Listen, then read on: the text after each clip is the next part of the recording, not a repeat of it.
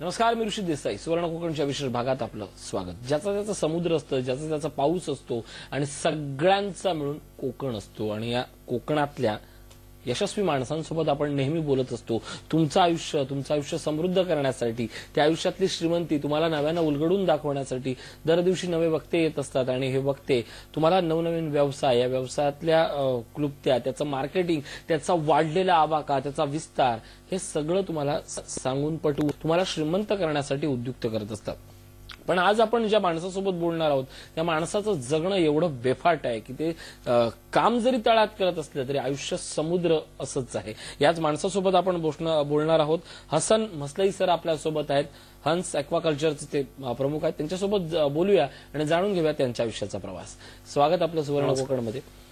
खरं तर हंस ॲक्वाकल्चर केवळ रोह्यापुरतं आज मर्यादित नाहीये, संपूर्ण कोकणात आहेत. मुंबईत आज मत्स्य व्यावसायिकांना ते नाव ठाऊक आहे. पण स्पोर्ट्स फिशिंगकडे किंवा मजेसाठी मासे मारणारा असा माणूस, अवलिया माणूस आणि अचानक एक व्यावसायिक माणूस, हा प्रवास आधी कसा होता? पहिले सुरुवातीला लहानपणापासून मला छंद होता की नदीत जाऊन मासेमारी करायची. कारण हे माझे आजोबापासून चालत आलेलं आहे की आम्ही आमच्या स्वतःच्या खाण्यासाठी मासे हे नदीतनं पकडायचो आणि आमच्यासाठी आणून हे करायचं. तर हळूहळू मी असा विचार केला की जर आपण हे व्यवसायामध्ये चेंज केलं तर काय होईल. तर यासाठी काय झालं, म्हणजे पहिले नदीत जाऊन आम्ही मासे पकडायचो. पावसाळी आम्हाला प्रॉब्लेम हे यायचा की पावसाळी नदी फुल असायची, त्याच्यामध्ये मासे पकडू शकत नाही. तर जवळ एक आमचं धरण होता. त्या धरणामध्ये एक दिवशी मी असंच मच्छी पकडायला गेलो. तिथे मासे पकडायला गेल्यानंतर काय झालं की तिथल्या लोकल गावावाल्याबरोबर थोडा वाद झाला. तर मग माझ्या लक्षात आलं की हे जे धरण आहे ते इरिगेशन डिपार्टमेंटच्या अंडरला असतो आणि ते आपण भाडेतत्वावर घ्यायचं असतो. तर त्याची मी पूर्ण चौकशी केली. चौकशी केल्यानंतर हे कळलं की त्याच्यासाठी सोसायटी आपल्याला बनवावी लागेल. तर मी आमच्या गावातले सर्व मुलांना सोबत घेऊन एक सोसायटी स्थापन केली आणि मग ते भाडेतत्वावर तो धरण घेतला. धरण घेतल्यानंतर व्यवस्थित आकाराचा मासा, म्हणजे जे बीज बोलतं ते आपल्याला मिळत नव्हता. म्हणून मी वाकडे साहेब म्हणून जे आहेत, जे माझे गुरु आहेत, त्यांच्याकडे मी संपर्क साधला. तर त्यांनी मला मार्गदर्शन केलं की कसा बीज तयार करायचं. ते एक भाडेतत्वावर 2000 रुपयाच्या भाडेतत्वावर एक तलाव घेतला तिथेच माझ्या फार्मच्या बाजूला आणि तिथे 1 लाख बोटुकली तयार केली. आणि काही मासे दुसऱ्या शेतकऱ्यांना दिले आणि त्यांना पण चांगला फायदा मिळाल्यामुळे ते पुढच्या वर्षी परत माझ्याकडे आले. तर मग मी विचार केला की हे एवढ्याशा एवढ्याशा तलावामध्ये आपल्याला हे करता येणार नाही. म्हणून मग मानगावच्या तिथे एक सुरव गाव आहे, तिथे एक फार्म होता. ते लगभग 13 तलाव होती त्याच्यामध्ये. ते 1,55,000 रुपये भाड्यातत्वावर घेतला. ते घेऊन तिथं 12 लाख बोटुकली तयार केली. काही माझ्या धरणांमध्ये संचयन केलं आणि काही शेतकऱ्यांना विकला. आणि त्याच्यापासून ते शेतकऱ्यांना, मला तर फायदा मिळाला पण त्या शेतकऱ्यांना पण चांगला फायदा मिळाला. तर तिसऱ्या वर्षी अजून भरपूर शेतकरी माझ्याकडे आले की आम्हाला तुमच्याकडचं बीज लागेल, कारण तुमच्याकडनं बीज नेल्यावर आम्हाला चांगला फायदा होतो. तर मग आमची जी पडीक जागा होती त्याच्यामध्ये मी तलाव बनवले आणि तिथे हे व्यवसाय चालू केला. ठीक आहे. खरं तर तुमचं कौतुक आणि मला भारले पण अशासाठी आहे. स्वतः आज फिलिंग प्राऊड का होतं की हा माझ्यासमोर जो माणूस बसलाय तो 70 लाख बीज, माशाचं बीज हे शेतकऱ्यांपर्यंत पोहोचवतोय. खरं तर समुद्रावर किती डिपेंड राहायचं हे यापुढे येणाऱ्या काळात ग्लोबल वॉर्मिंगमुळे प्रश्न आहे. पण 70 लाख मत्स्यबीज तुम्ही लोकांपर्यंत देता. आणि त्याहीपेक्षा महत्वाचं म्हणजे रोह्यातलं गोवे नावाचं एक छोटंसं गाव, कुंडलिका नदीच्या माध्यमातून तुम्ही अख्ख्या गावाला एकत्र केलंय. तो प्रोजेक्ट काय?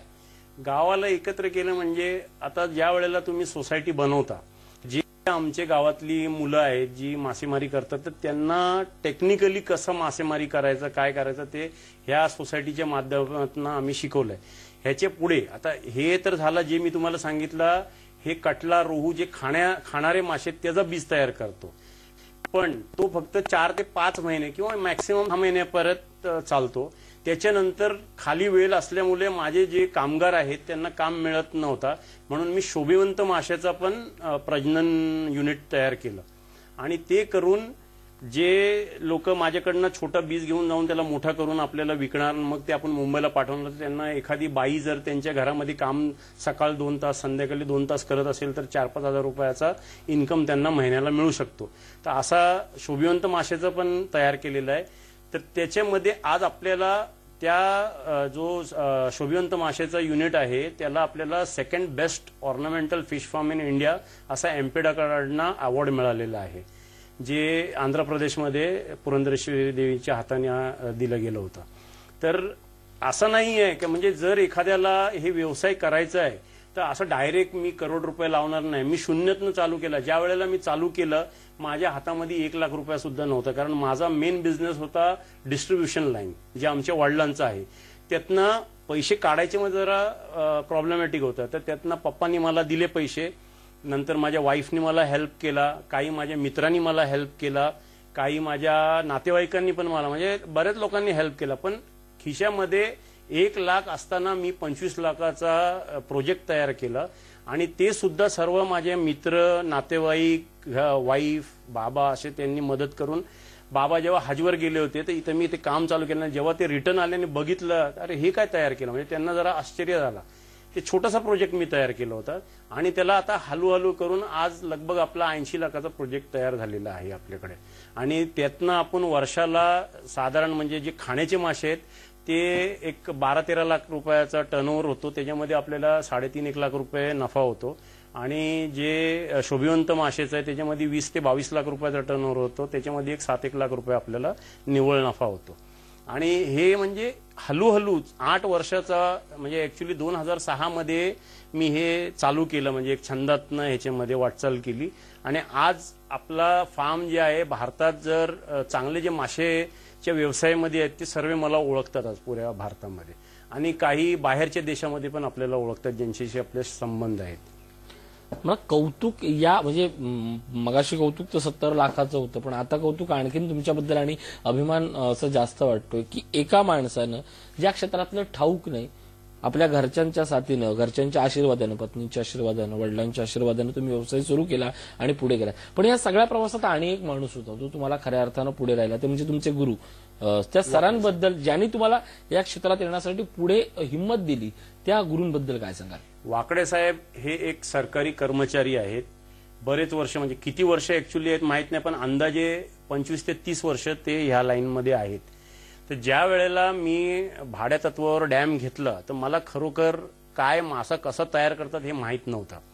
तर मला त्यांच्याच डिपार्टमेंटमधले काही लोकांनी सांगितलं, बोलले तुम्ही वाकडे साहेबांशी संपर्क साधा आणि ते तुम्हाला मार्गदर्शन करतील. ज्या वेळेला मी त्यांना बघितलं, एकदम सिंपल माणूस, त्यांना जर बघितला, त्यांचे एखादी एकदम गावकरी माणूस कसा असतो अशा स्टाईलमध्ये राहतात, काही त्यांना इगो प्रॉब्लेम नाही का, त्यांना काही गर्व नाही. तर मी त्यांच्याकडे गेलो, बोललो मला असं, बोलले कधीही मी तुम्हाला हेल्प करीन.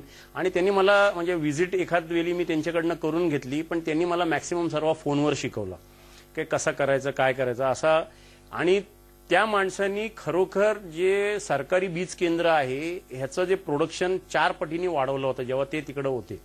आज ते अलिबागला ट्रेनिंग सेंटरला आहे, म्हणजे मत्स्य विभागाचं जे ट्रेनिंग सेंटर आहे तिथे ते ट्रेनिंगचे हेड आहेत. तिथे मध्ये ते असिस्टंट कमिशनर झाले होते, पण काही कारणामुळे त्यांनी ते बदली करून घेतली, कारण त्यांना काय जमत नव्हतं. आता आपण तुमच्या विषयाकडे एकच सगळ्यात महत्वाचं म्हणजे की मासे हे उत्पादन करता येऊ शकतात. म्हणजे एका भांडणानंतर तुम्हाला कळलं की असं करता येऊ शकतात, आणि त्याच्यानंतर तुम्ही स्वतः म्हणजे खिशात 1 लाख रुपये घेऊन, म्हणजे कुठलाही व्यवसाय करायचं ठरवलं तर कमीत कमी 1 लाखाची रक्कम तर लागतेच लागते. म्हणजे आज प्रत्येक माणसाची जी मर्यादा आहे त्याच मर्यादेतनं तुम्ही हे सगळं विश्व उभं केलं.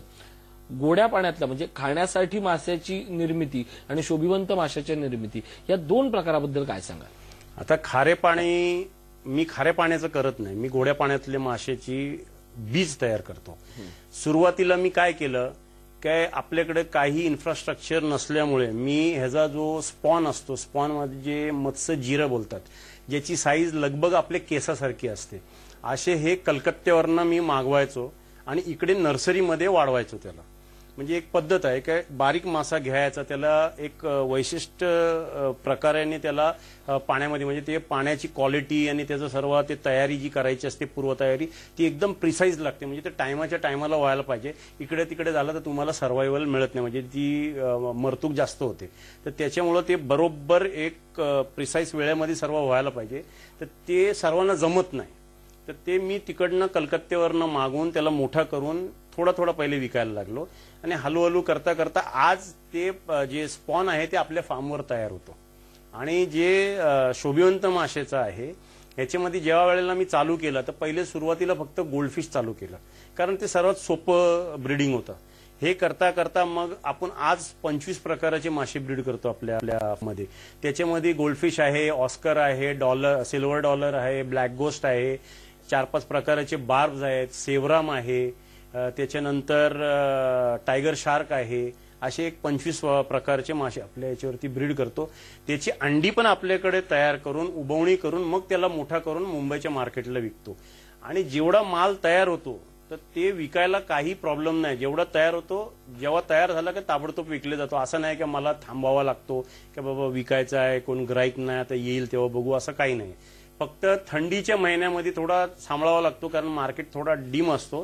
तर ते 2-3 महिने जर तुम्हाला मासे सांभाळता प्रॉपर आले तर तुम्हाला मासे विकायचं काहीच टेन्शन नाही. नक्कीच ही क्षेत्र असतात, ही आपल्या जवळ असतात, फक्त आपल्याला तरी ठाऊक नसतात. हंस ॲक्वाकल्चर किंवा हसनबाईंनी ही सगळी क्षेत्र गावकऱ्यापर्यंत पोहोचवली आहेत. आपण तिथपर्यंत जर पोहोचलो तर आपल्याला कळेल की हे क्षेत्र किती व्यापक आहे. याच विषयावर बोलतोय. एक छोटासा ब्रेक घेतोय. पाहत राहा सुवर्ण कोकण, सामर्थ्य कोकणाचे.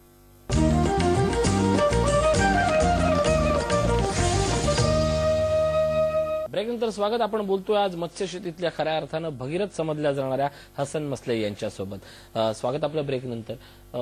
हे तळ्यापर्यंत आहे, हे धरणापर्यंत आहे, हे पण कोकणातल्या घराघरापर्यंत हे तंत्रज्ञान जाऊ शकतं का?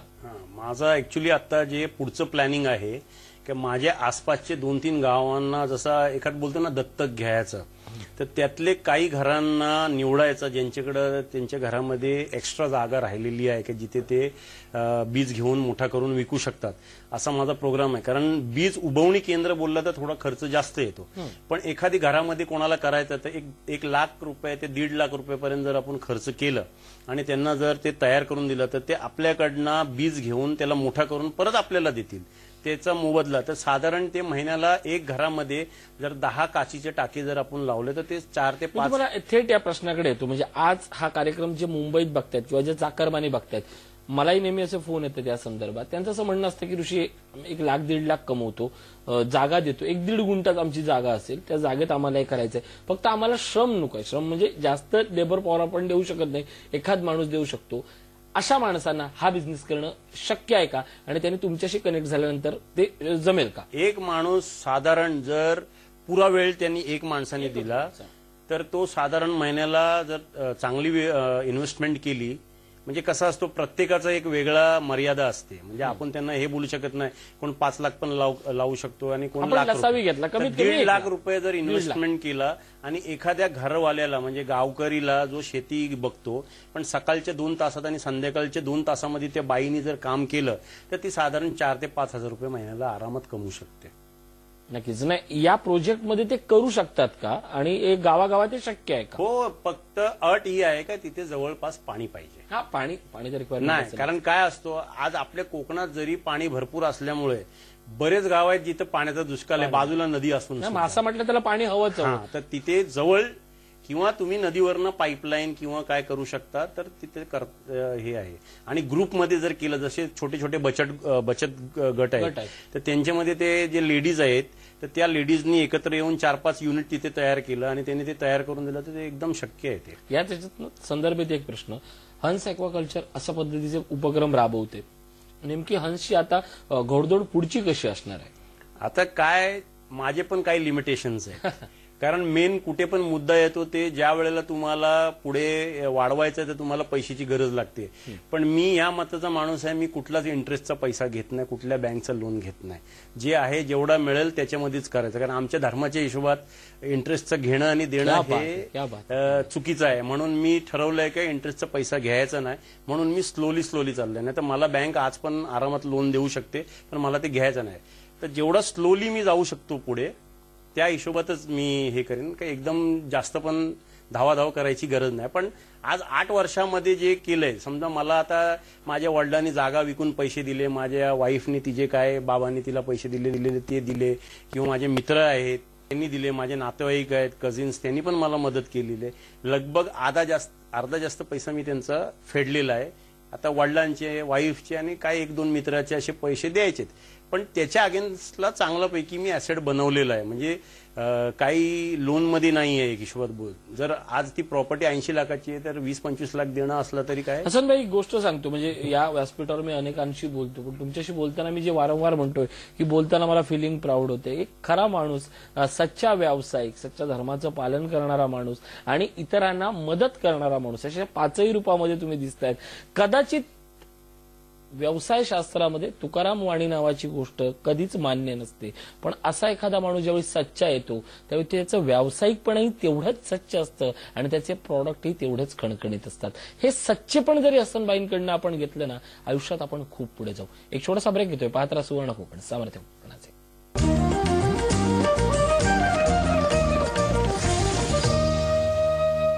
ब्रेक नंतर स्वागत. आपण बोलतोय हसन मस्वई सरांसोबत. सर, खरं तर तुम्ही एवढं बोललात की त्या फार्मवर जाण्याची प्रत्येकाची इच्छा असेल आणि हे सगळं स्वतःला करण्याची इच्छा असेल. फार्मवर एंट्री तर फ्रीच आहे, प्रश्न तो नाहीये. तिथे येताना काय काय काय माणसं त्या फार्म मधनं शिकून जातील आणि स्वतः ज्यांना करायचंय त्या सगळ्यांसाठी तुम्ही काय सांगाल? आता एक वैशिष्ट्य काय माहितीये, या व्यवसायामध्ये लवकर कोण सिक्रेट्स दाखवत नाही. पण माझ्या फार्मवर असं आहे, कुणी आला बघायला तर कोणालाही रोकठाम नाहीये. बाकीच्या फार्ममध्ये जेव्हा तुम्ही जाता तर तुम्हाला एंट्री नसते किंवा एंट्री जरी असली तर आतल्या हॅचरी सेक्शन मध्ये नसते. माझ्याकडे सर्वीकडे मी जायला फक्त कधी काय जर तिथे ब्रीडिंग चालू असेल आणि डिस्टर्बन्स तर तेवढ्या भागात आम्ही रिस्ट्रिक्ट करतो कधी, पण एरवी कोणाला आम्ही थांबवत नाही तिथे. तर जे पण येतात तर ते लोकांना बरं वाटतो का आपण गेल्यानंतर तिथे आपल्याला बघायला मिळतोय, तर ते हिचकिचत नाही की आपल्या फार्मवर यायला का नाही बाबा हसनच्या फार्मवर गेलं तर आम्हाला बघायला मिळणार नाही असं नाही. म्हणून कधीही कुठल्याही टाइम, फक्त आमच्या जे टायमिंग्स असतात सकाळी 9 ते 1 काही टेक्निकल आहेत त्या पाळाव्याच ते आम्ही म्हणजे जेवणाची सुट्टी आहे किंवा काय त्या वेळेत आम्ही एंटरटेन. अतिशय दिलखुलास बोलणारे आहात तुम्ही. असं आपल्याकडे कोकणात एक पद्धत आहे आणि जनरली मराठी माणसामध्ये एक पद्धत आहे की मासे द्यावेत पण माशाचं तळ दाखवू नये, पण तुम्ही तर असे आहेत की तळही दाखवतात आणि माशाचं बीजही दाखवतायत. या सगळ्या व्यवसायाच्या निमित्तानं, म्हणजे जर तुम्ही खाण्याच्या माशाच्या बाबतीत जर तुम्ही हिशोब घातला तर तुमचा 9 लाखापर्यंत होता आणि शोभिवंत माशांचा खाण्याचा मासा आता 12-13 लाख आणि शोभिवंत माशाचा साधारण 22 लाखापर्यंत होता. हे सगळे बिझनेस आहेत, हा सगळा पैसा आहे.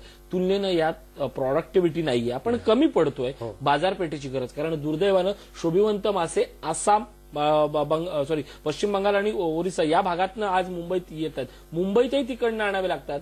गरज असूनही आपण उत्पादित करू शकत नाही. सगळ्या कोकणातल्या प्रेक्षकांना, महाराष्ट्रातल्या लोकांना काय आवाहन कराल की या व्यवसायात स्पेसिफिकली त्यांनी काय यावं? आता मी तुम्हाला सांगतो, तुम्ही बोलता बंगालवरनं येतं, माझा मासा इकडनं ऑल ओव्हर इंडिया जातो, इव्हन बंगालला जातो. ऑस्कर जे आहे ते माझं साधारण एका सीझनला 1.5 लाख ऑस्कर आम्ही तयार करतो आणि त्यातला 80% आहे ते बंगालमध्ये जातो मासा.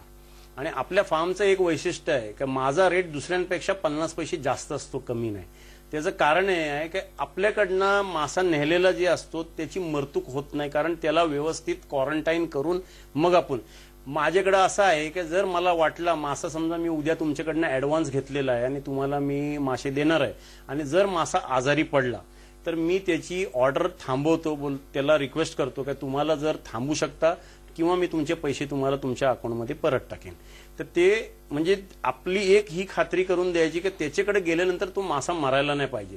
कारण एखाद्या हॉबीजचा जर मासा मेला ना तर तो निराश होतो आणि तो हॉबीज त्याचा तो छंद सोडून टाकतो. ते बोलते मासे मरतायत तर मला हे आता पाळायचे नाहीत. तर आपण हे लक्ष द्यायचं की आपला धंदा जर वाढायचा आहे तर आपण चांगल्या प्रतीचा सीड किंवा मासा त्याला द्यायचा, जेणेकरून त्याचा छंद मरायला नाही पाहिजे. म्हणजे माणूस निराश होऊन का मला हे बंद करायचं असं नाही करायला पाहिजे. आपण श्रीमंतीला लक्ष्मी म्हणतो हिंदू धर्मात, इतर धर्मियात काय म्हणतात मला माहित नाही, पण पैशाला आपण दैवत मानतो. हे दैवत आपण व्यवसायातनं घेतो ना, त्यावेळी त्या दैवताकडे धार्मिकपणे पाहण्याचा, त्यातला सच्चेपणा पाहण्याचा, अनुभवण्याचा गोष्ट असतो. एक व्यावसायिक म्हणून आज तुमच्यासाठी सगळ्या बाजारपेठा उपलब्ध आहेत, पण ह्या व्यावसायिक म्हणून पाहताना, बाजारपेठा शोधताना त्यातले तुमच्या प्रॉडक्टची सच्चाई काय आहे याचं उत्तर ग्राहकाला नंतर प्रथम स्वतःला द्यावं लागतं. हसन मस्वई सारखे, हसन मस्वई सरांसारखे अशी असंख्य उदाहरणं आहेत की जी स्वतःच्या प्रॉडक्टच्या सच्चेपणाच्या ठामपणावर हे जग जिंकायला निघालेत. अर्थात ते केवळ जग जिंकणं म्हणजे स्वतःसाठी जिंकत नाहीयेत, गावाच्या गावात समृद्ध करण्याचा त्यांनी विडा उचललाय. या त्यांच्या संकल्प प्राप्तीमध्ये केवळ कोकणच नाही तर आज महाराष्ट्रातल्या सर्वांनी, सरकारी यंत्रणांनी तेवढ्याच ताकदीनं, जिद्दीनं अनुभवण्याची आणि त्यांच्या पाठीवर थाप मारण्याची गरज आहे. सर, या ठिकाणी तुम्ही आज आलात, खूप सुंदर मार्गदर्शन केलं. खऱ्या अर्थानं तळ्यातल्या त्या किंवा धरणातल्या पाण्यातल्या श्रीमंतीचं ज्ञान तुम्ही आमच्यापर्यंत शेअर केलं. खूप खूप आभार.